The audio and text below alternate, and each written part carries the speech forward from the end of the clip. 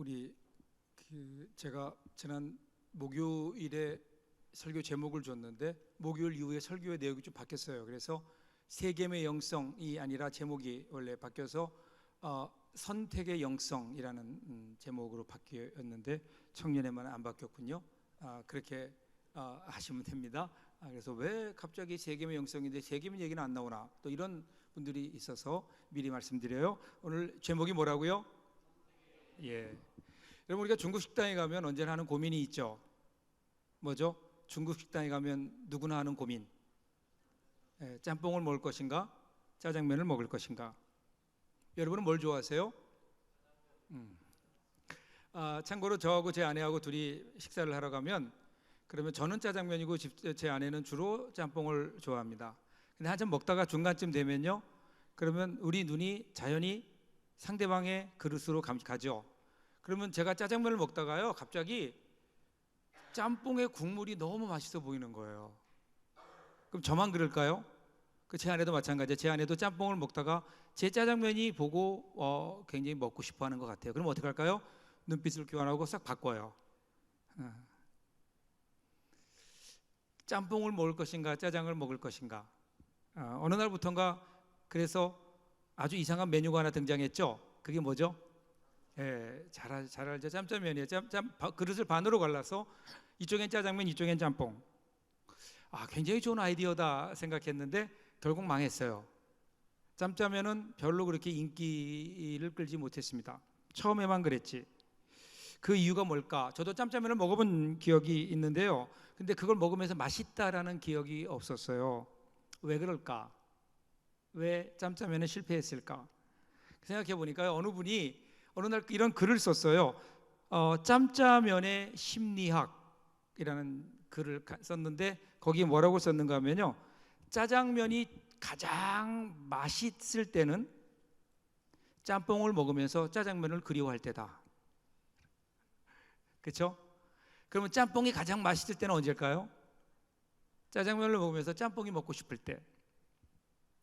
그러니까 이 그리움에 대한 기억이, 이 그리움이 어떤 맛에 대한 기억을 높이는데, 그런데 두 가지를 다 동시에 먹으려고 하니까 사실은 만족이 안 되는 거예요. 그 맛이 여운이 없는 거죠. 선택은 결단입니다. 이것저것 다 할 수 없어요. 선택은 언제나 이러한 것들 중에 하나를 선택하는 거죠.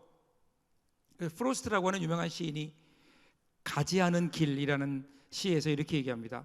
그날 아침 두 길에는 낙엽을 밟은 자취는 없었습니다. 나는 사람이 적게 간 길을 택했습니다.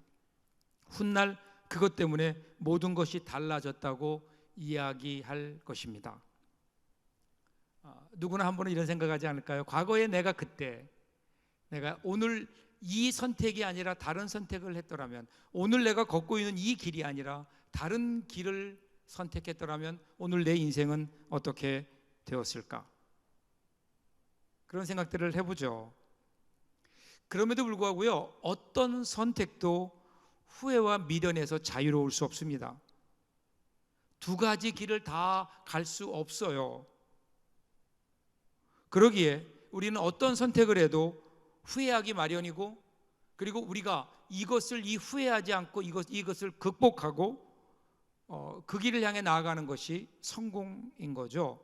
그러니까 훗날 우리가 가보지 않은 그 길을 바라보면서 후회하지 않으려면, 한숨 쉬지 않으려면 오늘 우리가 걷고 있는 이 길에서 최선을 다해야 되는 겁니다. 이 선택. 근데 그 전에 그러기 위해서는 오늘 우리가 하는 선택이 조금 더 좋은 선택, 올바른 선택이 돼야 되죠. 그래서 그 내셔널 지오그래픽이라고 하는 잡지에 보면요, 우리는 매일 적어도 150번 이상의 선택의 기로에 선대요. 크게 작게. 버스를 타는 것부터 오늘 젊은 예배에 올 것인가 말 것인가, 여기부터 시작해서, 그죠? 이 중에서 신중하게 고민하는 것이 30번 정도 되고요, 올바른 선택이라며 우리가 미소 지을 수 있는 선택은 5번 미만이래요. 이번 주 토요일에 결혼하는 우리 이 두 분은 아주 좋은 선택이 될 수 있기를 바랍니다. 선택하는 것 잘해야 됩니다. 선택을 잘해야 돼요. 어떻게 선택을 잘할 수 있을까? 오늘 우리가 읽은 말씀이 오늘 우리에게 그 말씀을 얘기합니다. 1절부터 보세요.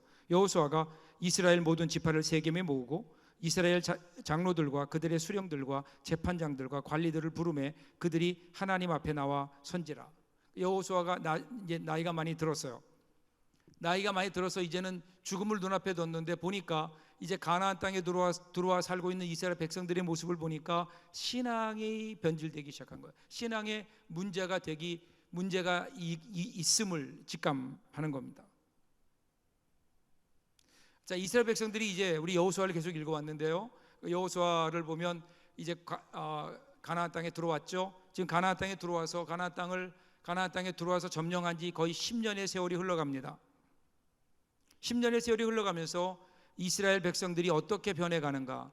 여러분, 원래 이스라엘 사람들은 농사 짓는 사람들이 아니라 목축업을 하는 사람들이고 유목민이었어요.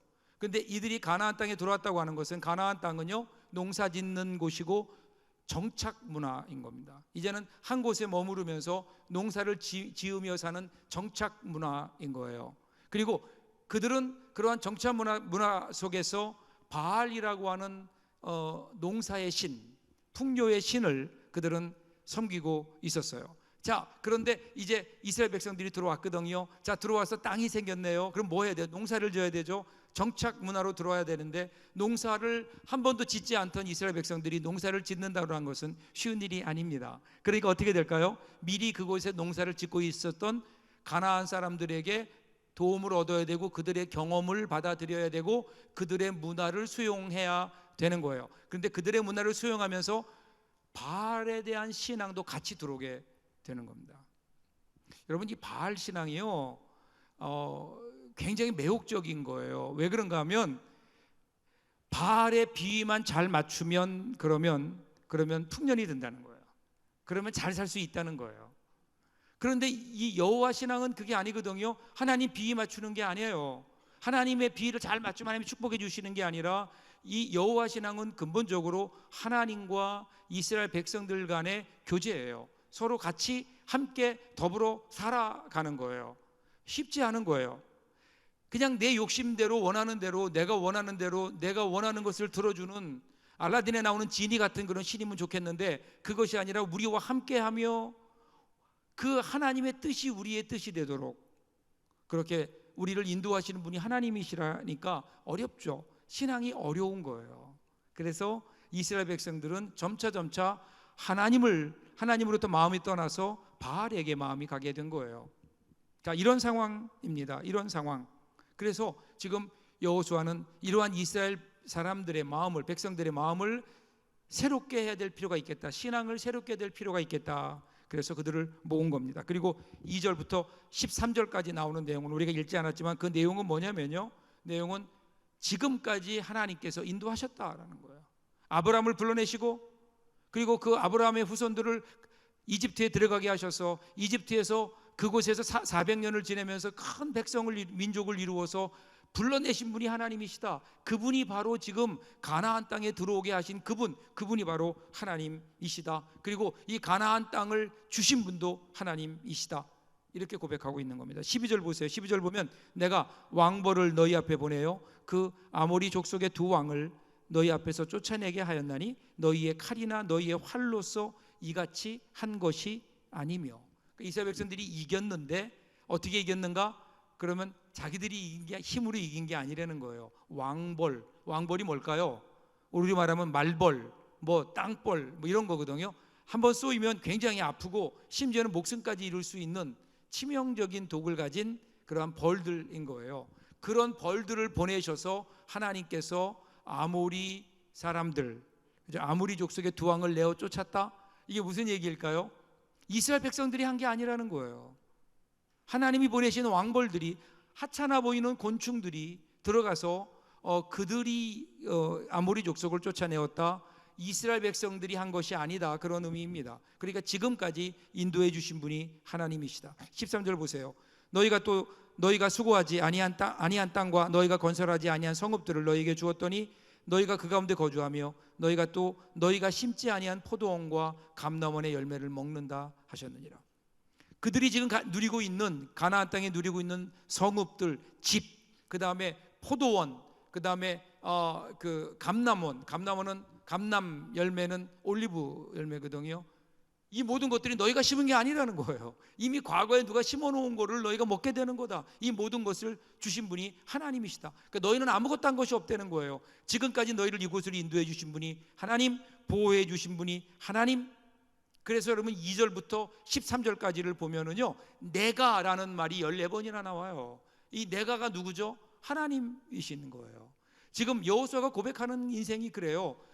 우리의 역사를 돌아봤더니 거기에 역사의 주인은 하나님이셨고 역사의 주관자는 하나님이셨다. 여러분, 신앙이라는 게 뭘까요? 우리 신앙이 성숙하다는 것은 우리 인생의 주어가 바뀌는 거예요. 저와 여러분의 인생의 주어가 바뀌어요. 여러분 인생의 주어는 뭔가요? 내가. 지금까지 그러지 않았나요? 내가 그러면 그 다음에 올 게 뭐가 있어요? 내가 할 수 있는 게 뭐예요 도대체? 별거 없잖아요. 내가 할 수 있는 일 뭐가 있을까요? 내가 그러면 사실은 절망이에요. 내가 뭘 할 수 있겠어요? 내가 할 수 있는 일이 뭐가 있겠어요? 그런데 여러분 주어를 바꿔보세요. 하나님께서 그러면 이거는 전혀 다른 차원이에요. 하나님은요, 모든 것을 하실 수 있는 분, 이 땅의 역사를 창조하신 분, 창조주시고 주관자이신 그분이 우리 인생을 쥐고 있다면, 그분이 우리 인생을 인도하시고 우리 인생의 주인이 되신다면, 우리 인생의 주어가 하나님이시라면, 그러면 여러분 분명히 달라지지 않나요? 그 하나님이 이루어 가실 우리의 미래. 그래서 지금 여호수아는 고백하는 거예요. 이 모든 것은 하나님의 은혜입니다. 하나님이 하셨습니다. 여기까지 하나님이 인도하셨습니다. 이 모든 것이 다 하나님의 은혜입니다. 이렇게 고백하고 있는 거예요. 여러분의 인생의 주관자는 누구입니까? 여러분이 인생을 써갈 때 여러분 인생의 주어는 과연 누구입니까? 여전히 나라고 고백하고 있나요? 나라고 주장하고 있나요? 바꿔보세요. 여러분 인생의 주어를 하나님으로 바꿔보세요. 하나님께서. 그러면 여러분 달라지는 거죠. 달라지는 겁니다. 자, 여러분, 이 하나님이 우리 인생의 주인이라고 하는, 하나님이 역사의 주관자라고 하는 이 사실을 우리가 믿음으로 만일에 받아들일 수 있다면, 믿는다면 그 다음 어떻게 살아야 될까요? 14절 보세요. 14절 같이 한번 읽겠습니다. 시작. 그러므로 이제는 여호와를 경외하며 온전함과 진실함으로 그를 섬기라. 너희의 조상들이 강 저쪽과 애굽에서 섬기던 신들을 치워버리고 여호와만 섬겨라. 자, 하나님이 정말 인생의 주관자라면 그러면 어떻게 하라는 거예요? 누구를 섬기라고요? 하나님을 섬기라는데, 하나님을 섬겨라가 아니라 뭐죠? 여호와만 섬겨라. 여호와하고도 여호와만, 그분만 섬겨라.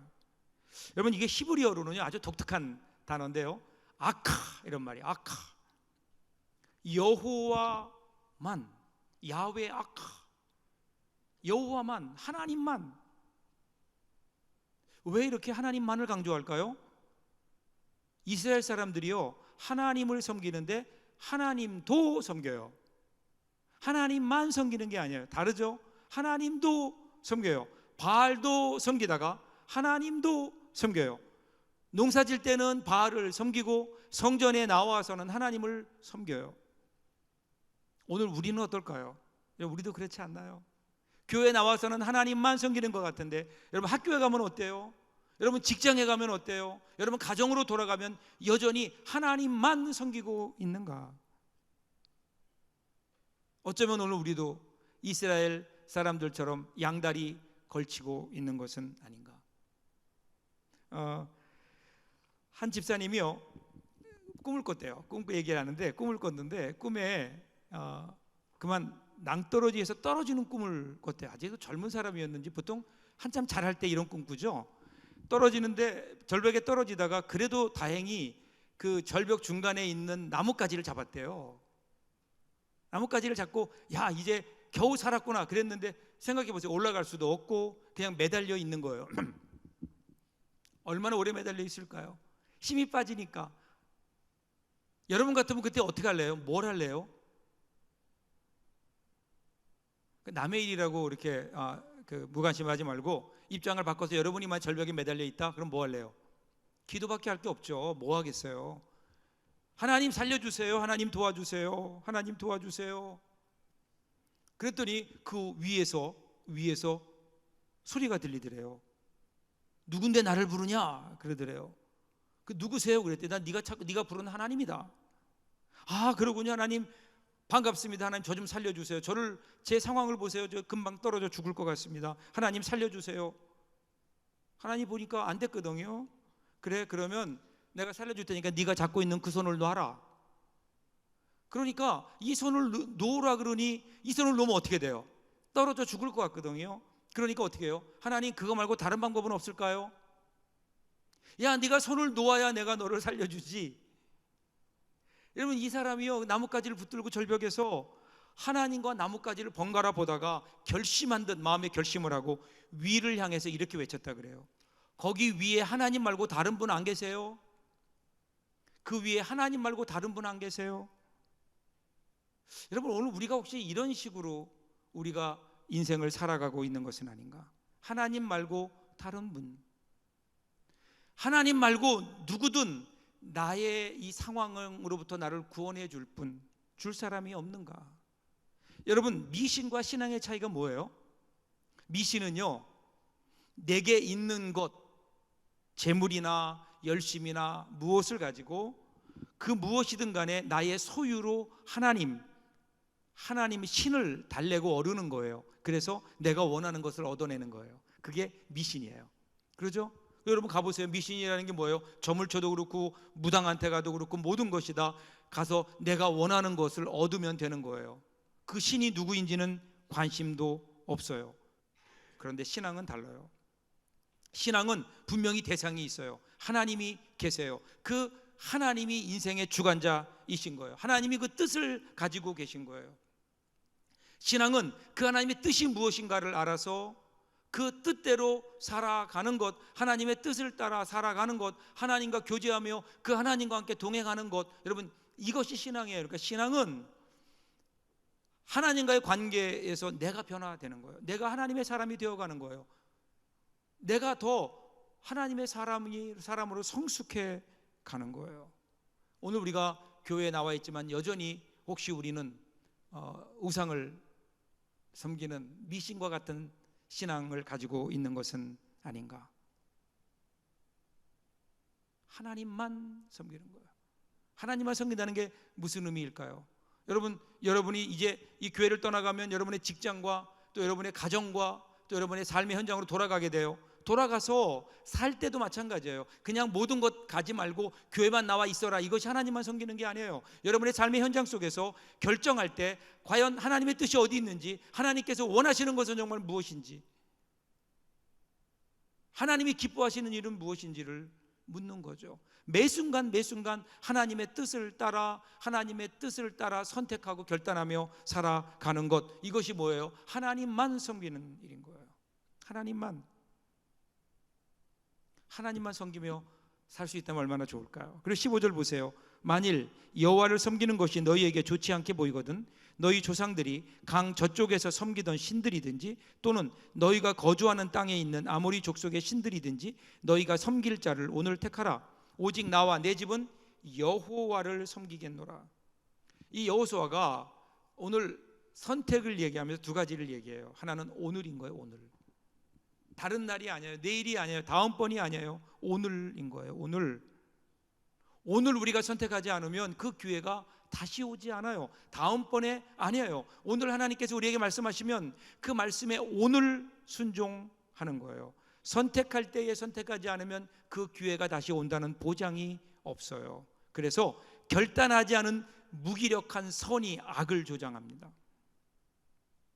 오늘 책임져야 될 것을 내일로 미루면 그러면 그것이 어느 날인가 우리가 감당하지 못할 재앙으로 우리에게 다가오는 거예요. 오늘 이 시간 하나님 앞에 결단하는 것이 필요합니다. 그리고 또 하나, 이 결단은요 나로부터 시작하는 거예요. 그는 지체하지 않고 오직 나와 내 집은 여호와를 섬기겠노라 이렇게 고백합니다. 나로부터. 세상을 변화시키는 게 아니에요. 다른 사람들이 변화됨으로 이 세상이 변화되지 않아요. 내가 변화될 때 비로소 여러분 이 세상이 변화되는 거예요. 지금 이제는 죽음을 눈앞에 둔 노인이었던 여호수아가 이러한 결심을 해요. 나와 내 집은 여호와만을 섬기겠다. 그랬더니 많은 사람들이 그 다음 16절, 17, 18절 보면 그들이 나와서 뭐라 그래요? 우리도 하나님을 섬기겠습니다. 이렇게 고백하잖아요. 우리도 하나님을 섬기겠습니다. 주님이 이 한 사람을 찾고 계십니다. 오늘 이 시대에 여호수아와 같이 내가 먼저 하나님 말씀대로 살겠습니다 고백하는 사람, 이렇게 결심하며 따라갈 때 그때 여러분 거기에 하나님의 은혜와 역사가 나타나지 않을까요? 오늘 많은 경우에 생각은 하는데 결심하지 않아요. 선택하지 않아요. 결단하지 않아요. 그래서 삶의 변화가 없어요. 삶의 열매가 없어요. 여러분 어느 그 상담자에게 알코올 중독자가 찾아왔대요. 알코올 중독자가 찾아와서 상담을 하니까 근데 왜 이렇게 술을 마십니까? 라고 물으니까 잊고 싶어서요. 잊고 싶어서요. 뭘 그렇게 잊고 싶으신데요? 그랬더니 내 인생에 부끄러운 거예요. 부끄러운 걸 잊기 위해서 술을 마신다는 거예요. 그래서 물었대요. 그럼 도대체 뭐가 그렇게 부끄럽습니까? 그랬더니 술을 마신다는 게 부끄럽대요. 여러분 이거는 못 당할 일이에요. 이거는 고칠 수 없는 병이에요. 이미 알고 있어요. 자기가 부끄러워요. 근데 그것 때문에 또 술을 마셔요. 오늘 혹시 우리의 삶이 그렇지 않나요? 여기에 필요한 게 뭘까요? 결단인 거예요. 내가 다시는 술을 마시지 않겠다고 하는 결단이 필요한데 결단 없는 신앙, 이것이 그냥 매번 다람쥐 쳇바퀴 도는 것 같은 열매도 없이 그저 그렇게 무의미하게 돌아가는 우리의 신앙이 아닐까. 저는 여러분들이 이 결단을 했으면 좋겠어요. 여러분 우리가 인생을 살면서 우리가 앞으로 남은 우리의 인생을 생각하면서 오늘 하나님께서 우리에게 원하시는 그 일 앞에 여호수아와 같이 나와 내 집은 여호와만을 섬기겠다고 하는 이러한 믿음의 결단이 있다면 여러분 우리 가운데 있었던 무의미한 악의 고리가 끊어지지 않을까요? 오늘 저와 여러분들에게 이런 고백이 있기를 바랍니다. 이 결단이 있어야 돼요. 근데 여러분 이 결단도요 우리가 하는 게 아니에요. 하나님께서 우리 가운데 주시는 은혜인 거예요. 빌립보서 2장 13절 한번 보세요. 빌립보서 2장 13절을 보면 같이 한번 읽어보겠습니다. 너희 안에서 행하시는 이는 하나님이시니 자기의 기쁘신 뜻을 위하여 너희에게 소원을 두고 행하게 하시나니. 하나님께서 우리 가운데 행하세요. 하나님 우리 가운데 역사하세요. 근데 어떻게 역사하시는 줄 아세요? 하나님이 역사하시니까 우리는 아무것도 안 해도 되는 게 아니에요. 하나님이 역사하시면 그 결과가 뭐예요? 우리 안에 소원이 생겨요. 우리 안에 소원이 생겨요. 정말 우리가 하나님의 역사를 인정한다면, 하나님 우리 가운데서 우리 가운데 말씀하신다면, 그럼 우리 가운데 뭐가 있어야 된다고요? 소원이 있는 거야. 그 소원이 무슨 소원이에요? 하나님의 소원이에요. 하나님을 기쁘시게 하는 소원이에요. 하나님께서 우리를 향하여 가지고 계신 뜻이 있어요. 그 뜻이 나의 소원이 되는 것, 그래서 그 하나님의 뜻을 이루어드리는 것, 그때 우리는 하나님께 영광을 돌리고 하나님은 우리를 통해서 이 땅에 역사를 이루어 가신다고요. 하나님은 하나님의 사람들에게, 하나님의 자녀들에게 소원을 가지고 계십니다. 여러분 부모님들이 여러분을 향한 소원이 있잖아요. 너는 이렇게 됐으면 좋겠다. 너는 이런 사람이 됐으면 좋겠다. 마찬가지로 우리 하나님, 우리 아버지 되시는 하나님 아버지도 우리 그렇게 말씀하세요. 그런 소원을 가지고 계세요. 너는 이렇게 살았으면 좋겠다. 너는 이런 사람이 되었으면 좋겠다. 그 하나님은 우리 가운데 오셔서 아무것도 안 하시는 게 아니에요. 우리 가운데 오셔서 성령님을 통해 우리 가운데 말씀하세요. 너는 이렇게 살았으면 좋겠다. 너는 내가 너를 보내신 뜻이 이거다. 너는 이런 사람이 됐으면 좋겠다. 우리에게 말씀하시는데 우리가 그 하나님의 음성을 듣고 있는가? 매일 우리에게 이런저런 모양으로 말씀하시는데 오늘 우리는 그 음성을 듣고 있는가? 들어야 돼요. 그리고 그것이 나의 소원이 돼야 돼요. 그때는 우리 삶이 달라진다니까요. 유명한 여러분 알버트 슈바이처 박사가 1986년, 1896년, 그러니까 21살에 되는 부활절 아침이었어요. 아침에 일어났는데 침대 머리로 들어오는 그 햇볕, 밝은 햇살, 지저귀는 새의 소리를 듣는데 너무 행복하더래요. 내 인생이 너무 행복하구나. 오늘 주님이 더군다나 부활하신 부활절 아침에 너무나 많은 행복감을 느꼈는데 그 순간 그런 생각이 들더래요. 그런 그의 그 일기에서 이렇게 고백합니다. 지금의 행복을 당연하게 받아들일 게 아니라 나도 무엇인가 베풀어야 되겠다는 생각이 들었다. 이렇게 내 삶에 대하여 고민하는 동안 바깥에서는 새들이 지저귀고 있었다. 자리에서 일어나기 전에 조용히 생각해 본 끝에 30살까지는 학문과 예술을 위해 살고 그 이후부터는 인류에 직접 봉사하기로 마음 먹었다. 결단한 겁니다. 그때 그에게 다가오는 그 행복감이 너무 좋아서 그 행복에 취했지만 그 다음에 들려오는 주님의 음성은 야, 너만 이렇게 행복하게 살면 되겠느냐? 다른 사람에게도 행복을 전해야 되지 않겠느냐? 이 결심에 따라 그가 30살이 되었을 때 그는 다시 의과대학에 들어갔고요, 거기서 공부를 시작하고 7년 만에 의학 박사가 되고, 그리고 자기가 그렇게 사랑했던 학문과 예술을 뒤로 한 채 그는 아프리카로 떠납니다. 그리고 나서 그 이후의 행적은 우리가 알고 있는 그 위대한 슈바이처, 지난 20세기 최고의 그 위인, 최고의 사람을 뽑으라면, 가장 아름다운 인생을 살았던 사람을 뽑으라면 누구나 다 슈바이처를 생각하게 되는 그 아름다운 삶을 살았던. 사랑하는 여러분, 오늘 우리는 왜 이렇게 살면 안 될까요? 하나님은 오늘 우리에게도 이런 삶을 살기를 원하지 않으실까요? 우리의 삶 속에 오셔서 우리 가운데 끊임없이 말씀해 주시며, 우리의 삶 속에서 사랑하는 아들아, 사랑하는 딸아, 너는 이렇게 살았으면 좋겠다, 너는 이런 사람이 되었으면 좋겠다, 우리에게 하나님의 소원을, 하나님의 뜻을 우리에게 끊임없이 말씀해 주시는데 우리는 그 주님의 음성에 귀를 닫고 있는 것 아닌가? 귀를 여세요.